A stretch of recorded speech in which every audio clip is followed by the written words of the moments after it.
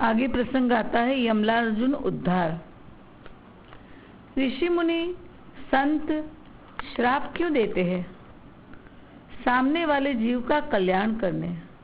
उनका श्राप आशीर्वादात्मक वरदानात्मक मुक्तिप्रद होता था। नल कुबर मणिग्रीव कुबेर राज यानी धन के भंडार कुबेर राज है, उनके पुत्र थे और वे धन मद में बिगड़े थे। उनमें आसुर भाव प्रकट हो गया। अप्सराओं के साथ अपने साथ लेकर मदिरा पान कर हिमालय में शंकर भगवान के परम तपोवन को भ्रष्ट करते नग्न निरंकुश विहार कर रहे थे। एक दिन मंदाकिनी में सभी मिलकर नग्न स्नान कर रहे थे। उसी वक्त देव ऋषि नारद गुजरे। अप्सरा तो उन्हें देख सकपका गई, शीघ्र बाहर वस्त्र धारण किए, पर ये दोनों बेशर्म नंगे हंसते खड़े रहे और अप्सराओं को जल में आने पुकारने लगे।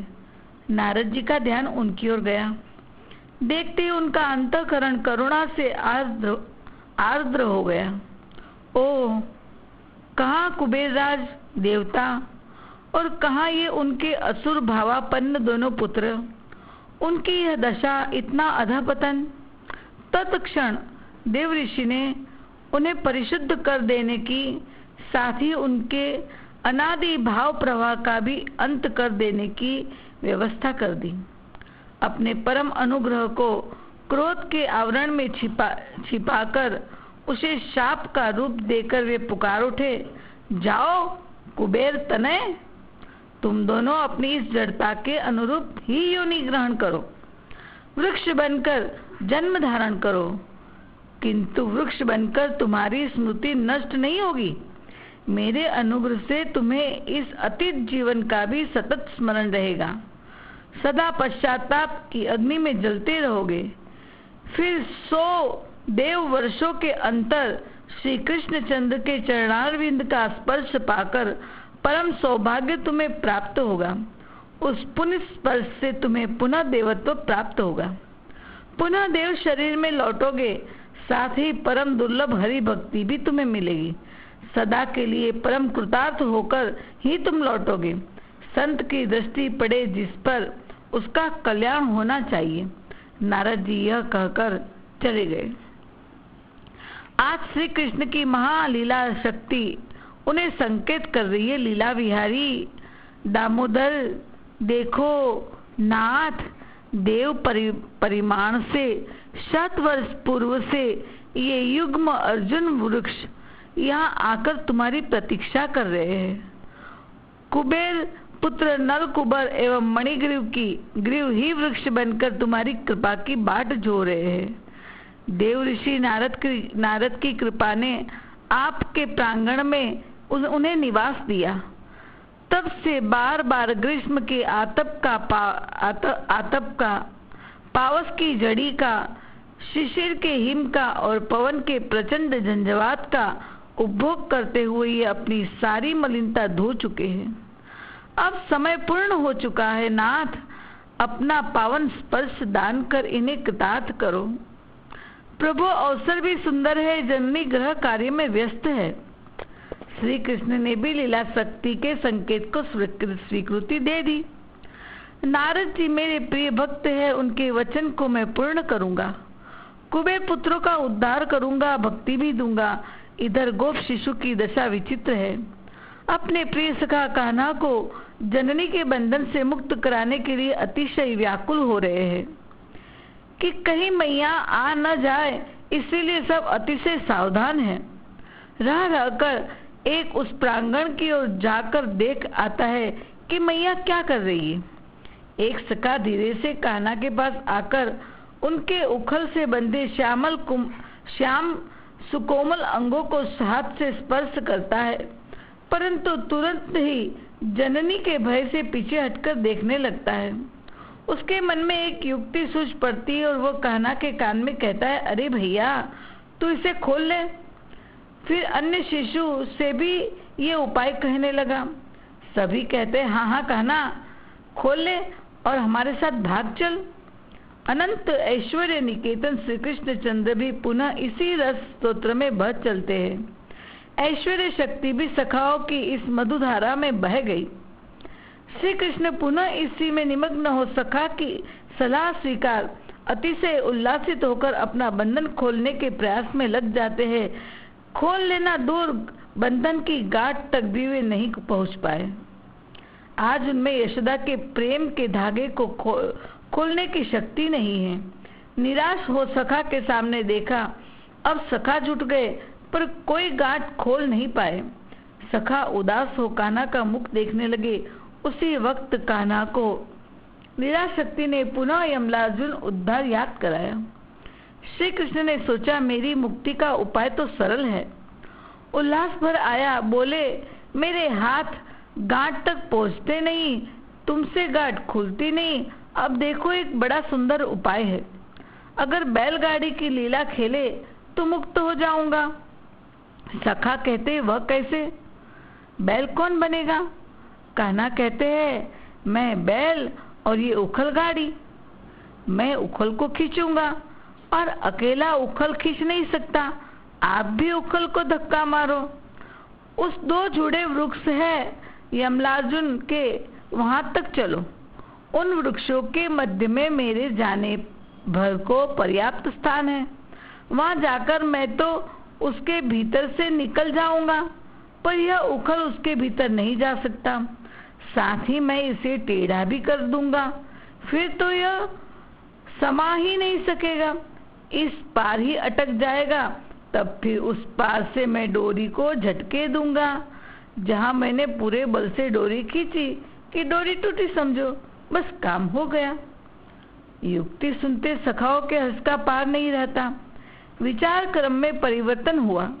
श्री कृष्ण ने अपने दोनों घुटने एवं दोनों हाथ पृथ्वी पर टेक दिया। सखा ने अपनी फेट कस ली और जो जो उनमें अधिक बलवान है वे उखल को लेकर ठेलने का प्रयत्न करते हैं। श्री कृष्ण भी अपनी पूरी शक्ति लगाकर उसे खींच रहे हैं। उखल भी धीरे धीरे सरकने लगता है। बीच बीच में सखाओं को सचेत करते जाते हैं, कोई ऊंचे आवाज से मत बोलना, मैया के कान में शब्द पड़ते वो दौड़ आएगी, समस्त प्रयास व्यर्थ जाएगा। इस प्रकार रिंगण करते यानी गुटवन चलते अर्जुन वृक्ष के समीप आ पहुंचे। उन्हें निकट आया देख उस युग्म वृक्षों की क्या दशा हुई, इसे कौन बताए। यह तो सत्य है कि वृक्षों में भी संवेदन शक्ति होती है। उनकी सन्निधि में होने वाले क्रूर कर्म की वेदना उन्हें स्पर्श करती है और वे व्यथित हो जाते हैं, और उनकी सन्निधि में होने वाली सुखद घटना का स्पंदन भी उन्हें होता है और वे सुख की अनुभूति करते हैं। ये तो वृक्ष साधारण की बात है, इन अर्जुन तरुओं के लिए तो कहना ही क्या। ये तो श्राप भ्रष्टे धनत पुत्र देवता है। उनके अंतर में भाव तो हम बता ही नहीं सकते, पर बाह्य दृष्टि से इतना बता सकते हैं। श्री कृष्ण को मूल समीप देखे एक बार उन वृक्षों में कंपन हुआ, उनके स्कंद शाखा पत्र सब चंचल हो उठे। उन्हें ये पता न चला कि जननी के दिए हुए उखल बंधन से अपनी मुक्ति पाने की अभिसंधि लेकर उनका आश्रय लेने आए हैं। ये तो रागानुगा भक्ति करते हैं, उन्हीं रस में डूबे रहते हैं, वही जान पाते हैं। अब विलंब का समय नहीं, मैया कहीं आ न जाए। वे गोप सुखा कौतूहल भरी दृष्टि से उस गगनचुंबी वृक्ष को देखने लगे। इतने में श्री कृष्ण युग्म वृक्षों के अंतराल से होकर उस पर जा पहुंचे। छिद्र से उनके प्रविष्ट होते ही उखल अपने आप टेढ़ा हो गया। सखा उत्साह में भरकर धीरे धीरे बोलने लगे, वाह वाह, बस कन्हैया भैया, उखल अड़ गया, अब तो खींच ले, एक झटका दे दे। बाल कृष्ण के मुख पर भी मंद मुस्कान छा गई। वे दामोदर अपनी कटी से बंधे उखल को तनिक अपनी ओर खींच लेते हैं, बस फिर तो क्षण भर भी न लगा। अर्जुन तरुओं की पृथ्वी में धसी जड़ें बाहर निकल पड़ी। प्रकांड मूल शाखा, अगणित उपशाखाएं, सघन पल्लव जाल सभी ऐसे स्पंदित होने लगे मानो प्रबल झंझावात उन्हें लेकर उड़ चला हो। उनका अणु अणु प्रकंपित हो उठा। देखते ही देखते अत्यंत घोर शब्द करते हुए अतिशय वेग से वे दोनों पृथ्वी पर गिर पड़े। अवश्य ही वे इस भांति ऐसे स्थान पर गिरे जहां न कोई गोप या बछड़ा था, कोई गृह रचना का अंश नहीं था, केवल मात्र मणि जटित समतल भूमि है। ऐसो क्यों हुआ? सामान्य जड़ वृक्ष मात्र तो थे नहीं, ऊपर से श्री कृष्ण के चरणों का स्पर्श हुआ था, उनमें अतुलित बल व भक्ति आ गई थी।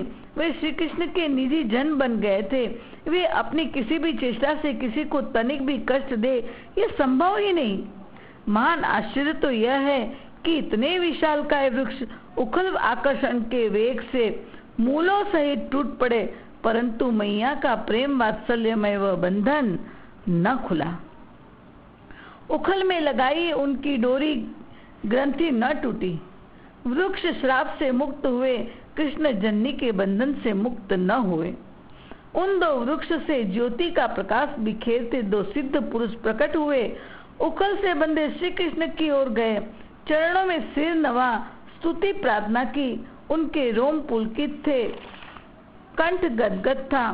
श्री कृष्ण की आज्ञा से अपने धाम जाते जाते श्री कृष्ण की परिक्रमा कर अपने धाम गए। स्वर्गीय देवों की श्रवण शक्ति लुप्त हो गई थी, नागलोक के प्राण भी बधिर प्राय हो गए थे तथा दिगन नाग प्रकंपित हो उठ रहे थे। क्षण भर के लिए समस्त ब्रह्मांड में उसके अतिरिक्त अन्य कोई शब्द अवशिष्ट नहीं हो रहा था।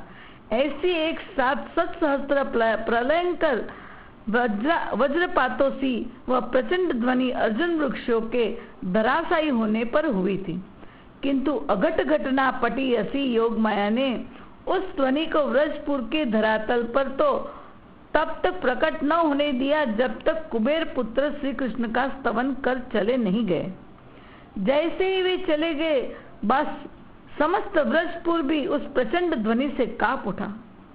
गोवर्धन परिसर, उसकी यज्ञ भूमि हिल गई, मानो भूकंप हुआ हो। सब गोप गोपी बाबा कांप गए। यहाँ यशोदा घर के अंदर नीलमणि को खिलाने माखन ही मत रही थी, वो भी कांप उठी। गोपियां घरों में कांप उठी। तृणावत के समय भी ऐसी ही ध्वनि हुई थी। मैया मंथ दंडन को फेंक कर बिजली की झड़प से उस स्थान पर पहुंची जहां कान्हा को उखल से बांधा था। ये क्या, यहाँ तो कोई नहीं। हाँ, उससे कुछ दूरी पर बच्चों का कोलाहल सुनाई दिया और वे प्रकांड यमला अर्जुन वृक्ष धराशायी पड़े हैं। मैया घबराई, आह मेरा कान्हा कहाँ है? बेहोश हो गई। उतनी ही क्षणों में सारी व्रज गोपियां नंद भवन में आ पहुंची। उनकी तो बात क्या, सुदूर गिरिराज के प्रांत से व्रजेश्वर समस्त गोप समुदाय था, वे भी सबके सब आ पहुंचे। सबको केवल नंद नंदन की चिंता है। ये तो प्रभु की लीला है। उन्होंने ही अपनी योग माया के द्वारा गोकुल और गोवर्धन के बीच की भूमि संकुचित कर दी थी, जिससे बाबा क्षण में आ जाए। सबने आते ही वह दो वृक्ष गिरे हुए देखे तो समझ गए ये प्रचंड ध्वनि इस वृक्ष के गिरने से ही थी। मगर गिरे कैसे? मगर ये उखड़कर गिरे कैसे? इसका कारण वे ढूंढ न सके। अब तक उन्हें कान्हा के दर्शन नहीं हुए। वे तो अर्जुन तरु की शाखा श्रेणी पल्लव जाल में वे छिपे हैं, परंतु गोप बच्चों के मुख प्रसन्न है। यह देख विश्वास हुआ कि कान्हा सुरक्षित है। इतने में एक बालक ने बाबा को उंगली से दिखाया, अर्जुन वृक्ष के मूल में कान्हा है। ब्रजेश्वर ने कुछ आगे बढ़कर देखा तो दंग रह गए। उन्हें कल्पना नहीं थी कि कान्हा की ऐसी अद्भुत अनुपम झांकी उन्हें देखने मिलेगी। कटी प्रदेश में रेशमी डोरी बंधी है, वह डोरी उखल से बंधी है और घुटनों के बल कान्हा उखल को खींच रहे हैं। उनकी आंखों में भय भरा है। वृक्ष गिरने का हेतु तो उनके सामने आ गया, फिर भी वे समझ नहीं पाते। अधिकांश मन किसी महाबली दैत्य के उत्पात की कल्पना करके व्याकुल हो गया। दैत्य के आने के कोई अनुसंधान भी नहीं मिल रहे।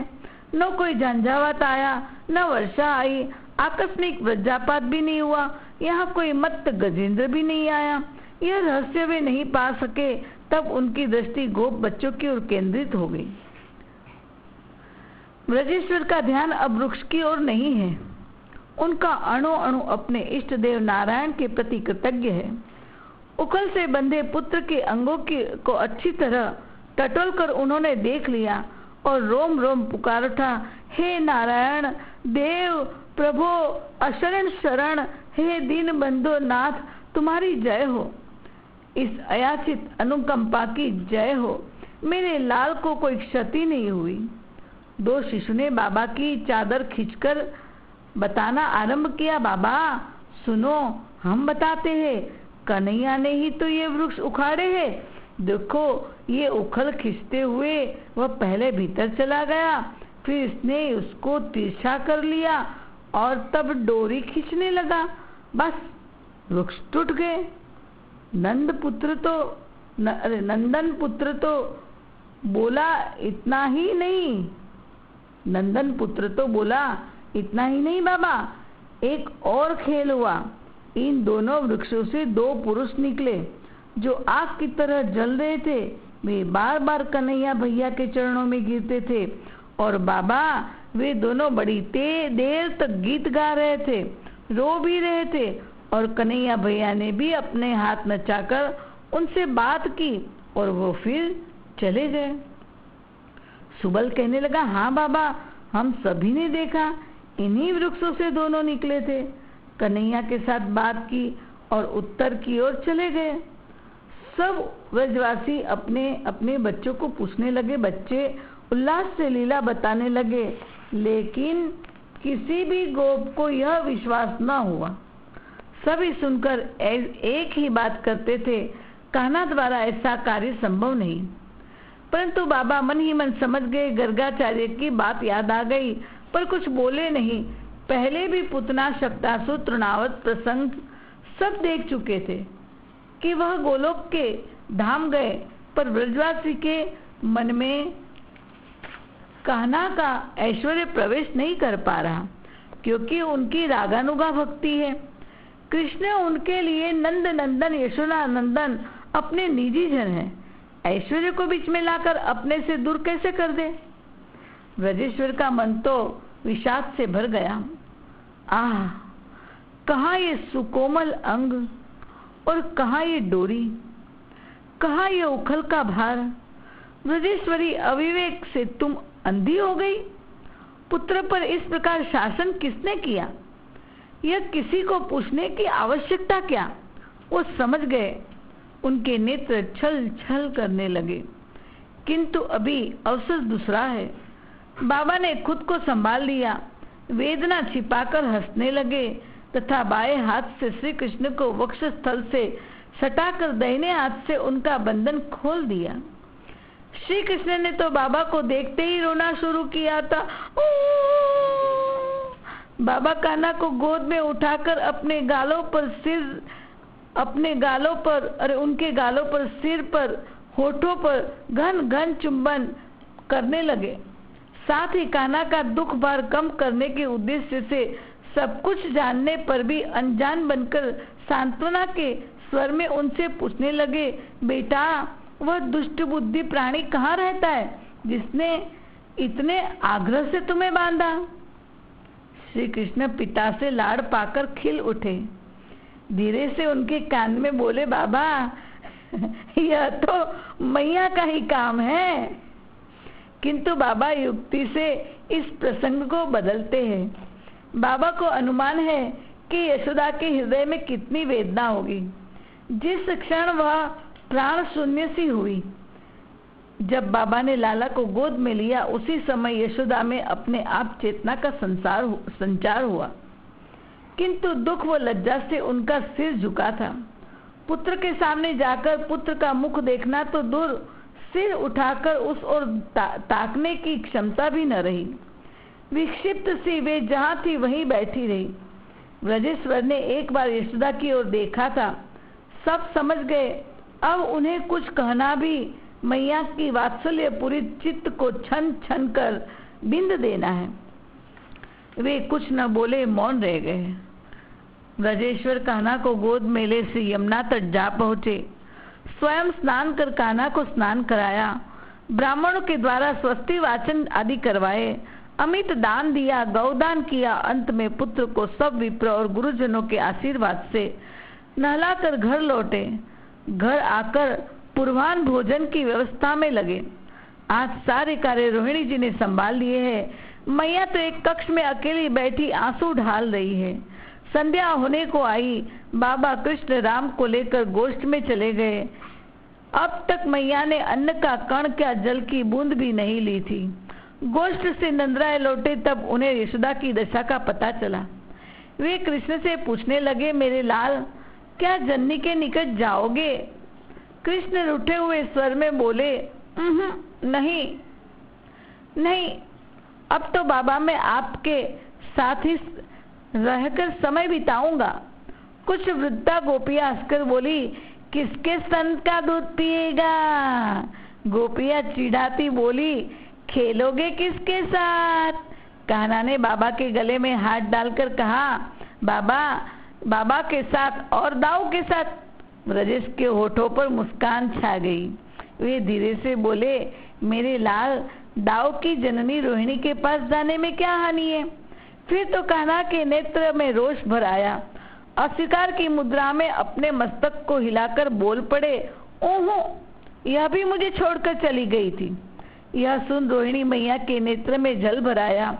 पल्लू से अश्रु पोंछती धीरे से बोली, मेरे लाल, इतना कठोर तो क्यों हो गया?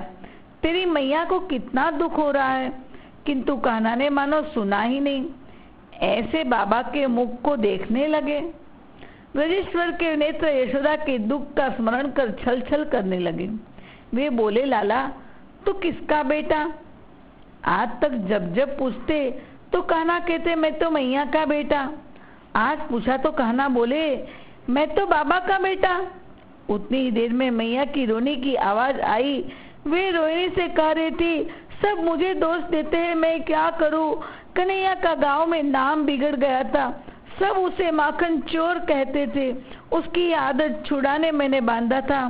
सोचा थोड़ी देर में बांध के डरा दूंगी तो चोरी छोड़ देगा। मुझे क्या पता था ऐसा होगा। कान्हा से मैया का रोना नहीं सुना गया। उनके नेत्र सजल हो गए। दूसरे ही क्षण मैया की अनुपस्थिति असह्य हो गई। रोहिणी मैया के पास से वापस आई थी। रोहिणी मैया के पास से वापस आई थी। उसे देख उनकी गोद में चढ़ गए। बोले, री छोटी मैया, मेरी मैया कहाँ है? उनके पास ले चलो, मुझे उनके पास ले चलो। यही बार बार व्याकुल कंठ पुकारने लगे। रोहिणी तुरंत मैया के पास लाई। मैया तो होश खो रोती बैठी थी। उन्हें तब पता चला जब कान्हा उनके कंठ में अपनी भुजा डाल लिपट पड़े। मैया, मैं तेरो लाला हूँ। मैया, मैं तेरो लाला हूँ। मैया कन्हैया के गले छाती से लिपट लिपट कर चुम्बन करती रोने लगी। आज ब्रजेश्वरी का प्रेमिल भाव सबको रुलाने लगा। सबके नेत्र बरस रहे थे। आकाश में तारे दिखने लगे। कान्हा का बयारू का समय हो गया था। मैया उठी। 56 भोग थाल में सजाकर दोनों भाई राम श्याम को भोजन कराने लगी। बोलिए दामोदर भगवान की जय।